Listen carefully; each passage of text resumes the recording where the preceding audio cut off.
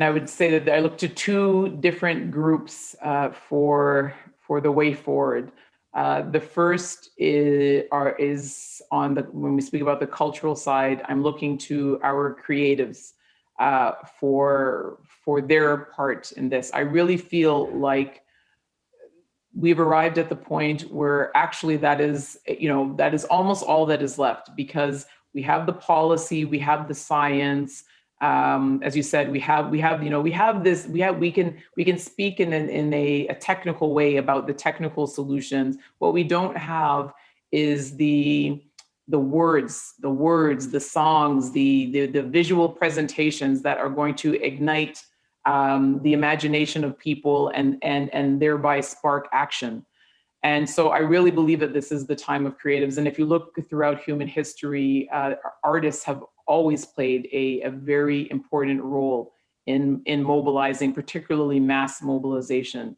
And I can see that the creative community is becoming more and more aware of that. And there are more and more groups and collectives of artists that are springing up specifically to talk about the climate and to use their talents in that respect. And so I really want to support that. I'm hoping that more and more of those people will be attracted to politics, in fact, because they're very much needed. I'm a lawyer, I'm a policy analyst, I'm kind of dry, and I recognize my limitations. And so that is one part of things. And then the other part that is currently absent and that we absolutely need is a consistent cross-party political narrative, political messaging about this.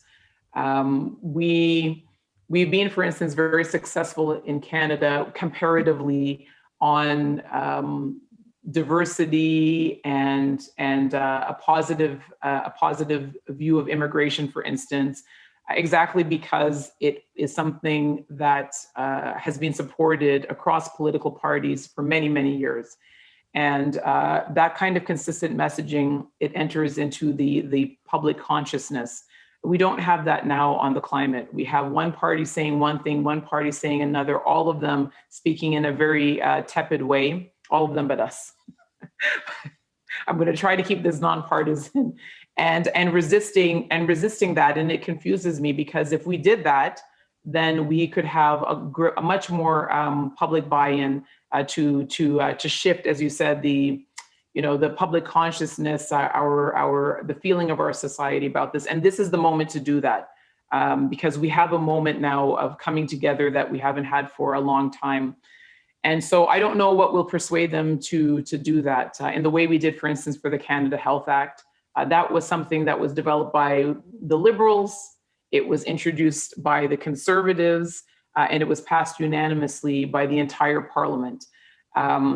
I don't want to believe those days are over, and it is absolutely what is going to be needed given how little time we have left to act. So we are always there for that, and we're always going to try to leave enough space so that if the other parties want to join us, they don't have to see it as a climb down, but something that they're doing on behalf of the people of Canada to create that coherent political narrative that we need for to get action going. So I stay up at night, I have to say, thinking about that one. How do we do that? And your work is so interesting, because this really is, at this point, it's a communications puzzle. How do we do that? How do we get people permanently mobilized? How do we get our political class to sign on to that kind of messaging? If you figure it out before me, please let me know. I will give you all the credit. Believe me, I don't need any credit for that one at all.